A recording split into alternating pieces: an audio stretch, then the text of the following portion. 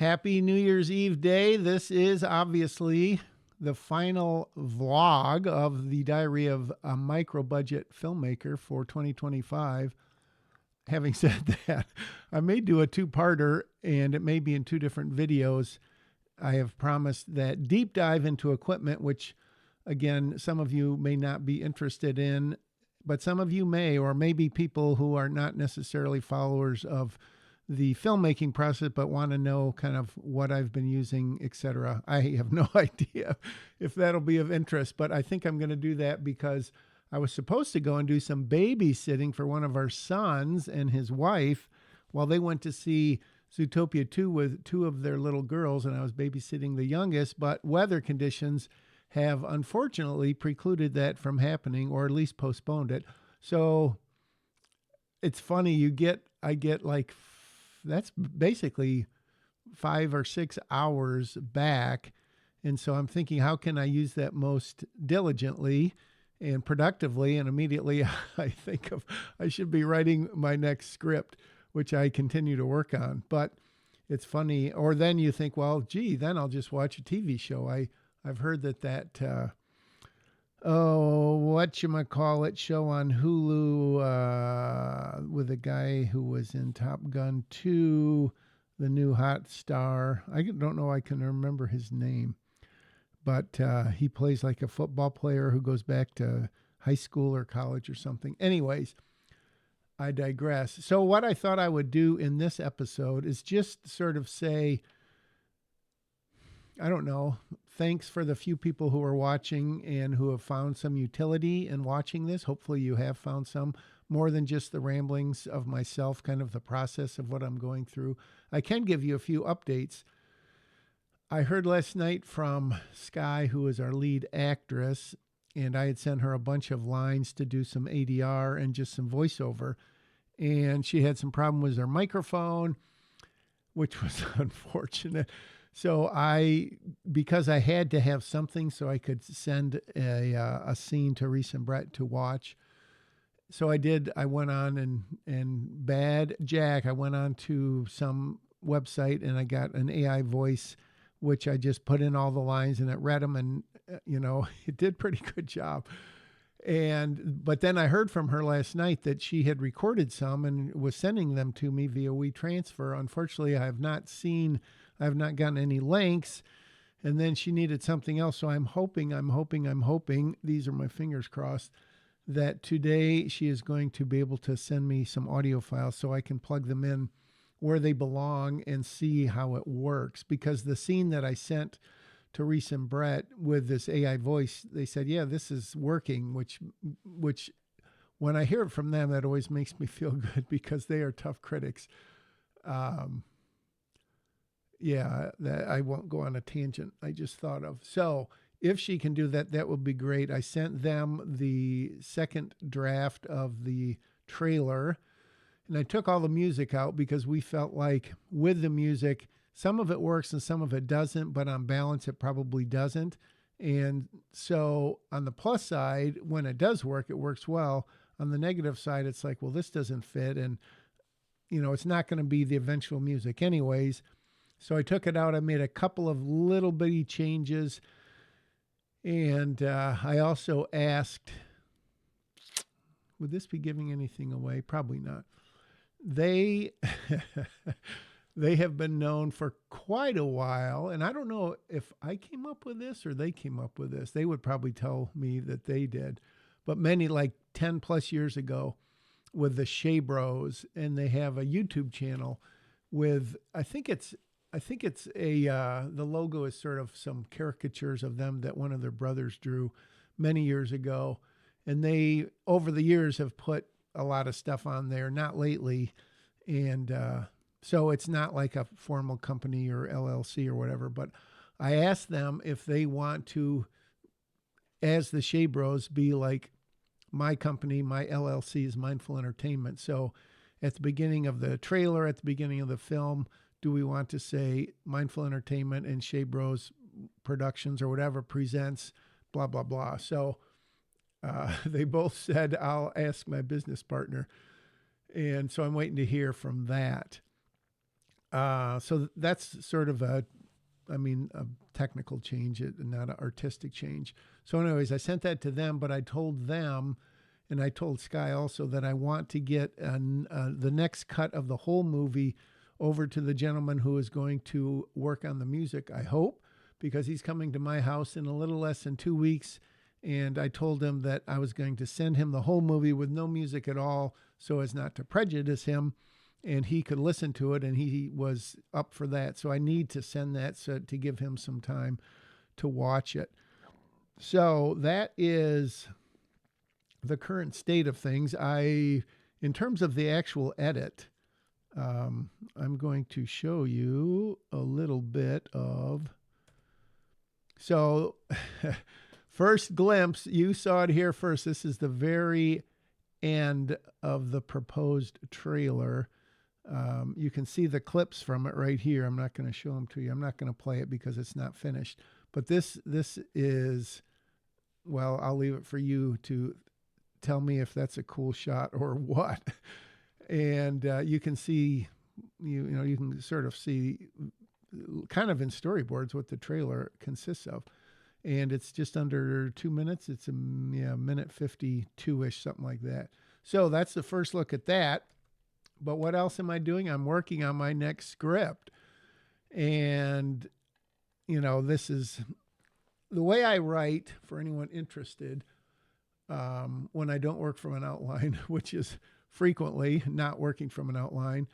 I will just literally, I'll have the idea. I'll have it for a couple months. This one I've had for, I don't know, at least a year, I would say.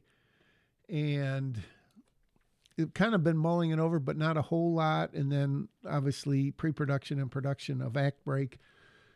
And then I realized that I need to get going on this. I don't know when, or of course, if we're ever going to shoot this. So I started writing it. So the way I do it is I just write till I hit a wall. And then I sort of try to push through the wall. And then the next day, like if I ended here, I'll go back usually a page or two and to kind of get some momentum. And then I'll 9 times out of 10 be able to push through. I sort of equate it to when you're shoveling snow, or if you have a lot of snow, if you're blowing snow and you get to a certain distance and you can't go any farther because it's just too heavy or too thick or whatever. And so you've got to back up and go again. You could equate that to a lot of things. And that is how I generally write. And I can usually push through, make, a breakthrough, or I'll have an idea overnight or in the shower when I'm doing something else other than sitting here writing, which is the beautiful thing about writing.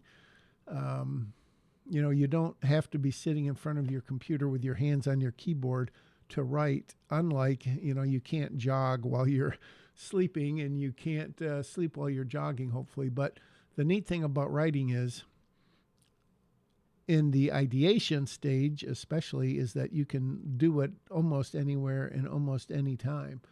So as I go back, sometimes I realize that, it's total crap. Sometimes it's half crap. Sometimes it's all crap. So I don't know how this is. And at some point I'm going to ask some others at what point they want to see like how far I've gotten and if they like the direction that this is headed. So I think I've written, I guess, like, where was I as of today? About 38 pages, I think, because some of this down here is just, I usually don't erase it. I'll go back and I'll start, but I'll just leave all this stuff here and keep going. So that is the writing I'm doing. This is the editing I'm doing. And it's so, I've never had this experience, and I would be interested to know if any of you had, but it's so interesting. And I guess it's kind of a blessing. I mean, it comes out of a lot of hard work, but I have never been editing a film that I wrote and writing my next one at the same time. I don't think I've ever done that. Maybe between the second and third one I did. I can't remember exactly. But certainly after my third one, The Key, what I wrote next, I'd have to go back and look to see what I wrote next, but it certainly was not what is turning out to be Act Break. But it's kind of a cool phenomena to just literally sit here and go from doing one and then either get bored or I get stuck or I just say, oh, I'm going to leave it there. And then I go back and I'm editing, and it's kind of surreal because one, is still totally up here. The other one is on the computer. And as far as a movie can be is real life, although it's not real life. So yeah, I don't feel lucky, I guess grateful, blessed, whatever, to be able to be in this situation, to be able to do that. And if there's any way that you, the watcher and the viewer, can do the same, or you have done the same, I would love to hear about it. And I would very much encourage you to do it. The more because I wrote and wrote and wrote and wrote for dozens of years, dozens of years before making my first movie. Well, I guess it was dozens. And the whole time you're just building up that frustration because you're not selling anything. You're not getting any interest, at least in my case, very little interest. Sometimes, oh, wow, that's really good. Or have you submitted that to so-and-so or whatever. Never really going anywhere, deciding to do it yourself and having the skills to do it myself. I have some skills in that regard, and then doing it again and getting the high from seeing your work spoken by others, seeing it come together, seeing that, yes, it really does make a coherent story, showing it in a theater, selling some Blu-rays, having someone ask for your autograph, which is still crazy. I don't know if I mentioned that story or not, but yeah, so kind of a retrospective last day of 2025. But the point is that once you start doing it, you see it changes your writing, at least for me, because I don't know where the script is for Act Break. It's around here somewhere. But the script becomes so irrelevant. It's kind of sad in a way. The writer part of me is sort of sad that it's, I guess they make the comparison to a blueprint for a building, and after you build it, you don't need that blueprint anymore. It's kind of a nice keepsake or something. But whether I wrote the words, the sentence, she runs from the room, she dashes out of the room, she races from the room, she gallops across the floor, that doesn't make a single bit of difference. And so I think because of that, and I've said this before, when I'm writing something that I intend to make myself or have someone I know make, I don't know that I'll direct or co-direct all of my scripts. I don't know. That just becomes, it's not totally irrelevant because you want people who read it to say, oh yeah, this is really engaging and it's keeping my attention. But I would definitely write different now. And I think more economically, more to get the story out and not really set the mood, because I'm in the position that I'll be able to set the mood in making it. I'll be able to be there, work with the actors, do the Zoom reads, whatever. So it just puts you in a different mindset, and it gives you a different appreciation. I don't know if it gives you a better appreciation for what it takes to turn a script into a film. I haven't quite distilled all of that in me old noggin yet, but it's definitely very interesting. So there we go, kind of a long one, and I'm committing right now to going to get my camera and my lenses and the other stuff I used. Not that there's any special voodoo magic about it, and show you and just sort of talk about my experiences. I think I'm also going to talk about my experiences of using DaVinci Resolve for this as opposed to Premiere Pro, which is, again, what I've been using at work and at home before I had to cancel it because I couldn't afford the subscription for, at least 20, 25 years. And a movie I watched last night on Prime, I had to pay for it. I had to rent it, but it was worth it. It's called The War Between, and one of Brett's friends has a relatively small part, so I told him I'd watch it, or he suggested that I watch it, And I don't know how low budget of a movie it was. I'm not going to talk a lot about it, but I bring it up because at the end it says it was edited in Premiere Pro. So I thought that was interesting that he pointed that out, and I don't know why they decided to do that. But anyways, I think I'm going to talk a little bit about that too, just because I see a ton of YouTube videos of people who have switched mostly from Premiere to Resolve, and they're all gushing, how great it is, and they're never going back. So my thoughts are not quite that cut and dried. So maybe they would find some willing and eager ears out there, the pluses and minuses of both. Anyways, that's all I'm going to say for this edition, maybe addition. It's spelled with an E, so it's not addition, because that's like addition and subtraction. But it sounds more like addition than addition